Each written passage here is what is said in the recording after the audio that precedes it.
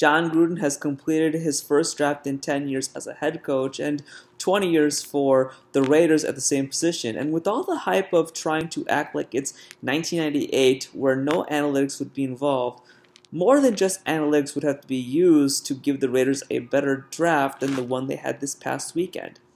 With the selections of Kolton Miller and P.J. Hall, the Raiders picked players that no credible draft analyst, specifically ex-front office and personnel scouts like Daniel Jeremiah, Bucky Brooks, and Gil Brandt of NFL Network and NFL.com would ever find justifiable in the selection range of top 50 or top 75. Miller seems to be a really good athlete who shows no power on film as a left tackle, and his measurables reflect that.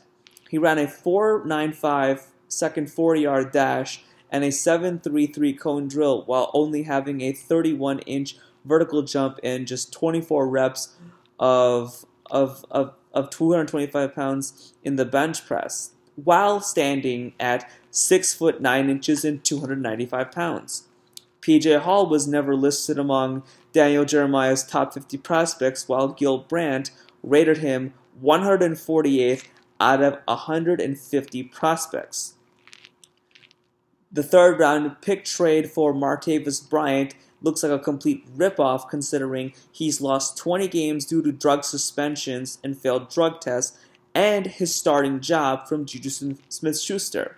As a result, Bryant's production has gone from 55 yards per game to 70 to 40 in his lone 3 active seasons.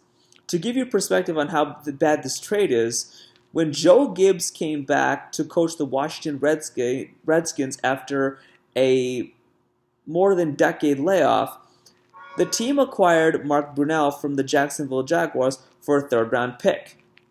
Brunell already had 3 Pro Bowl appearances and multiple AFC Championship appearances, and he had passer ratings of 84 or higher in his last 3 seasons with the Jacksonville Jaguars, despite missing 13 games due to injury, the pressure to play then first-round pick Byron Leftwich, and performance issues in 2003. Bryant has no Pro Bowl appearances and no season where he has come close to 800 yards receiving. And he has missed more time in his first 3 years in the league than Mark Brunell did in his last 3 with the Jaguars. Acquiring Bryant for a third-rounder is like trading a first-round pick for Ricky Williams after he split carries with Ronnie Browns and lost 20 games due to retirement and a drug suspension. And he's a running back, and we know how durable players those are. The only thing positive that I could say about the Raiders' draft is the selection of Arden Key, the edge rusher from LSU. Although I am not a fan of using a third-round pick on a player whose sack production dropped by 7 from his second season to his third and last, the pairing between Key and defensive coordinator Paul Guenther could actually work considering Gunther's past work with a once underachieving prospect with character issues who ultimately found success in the NFL, Vontaze Burfict in Cincinnati.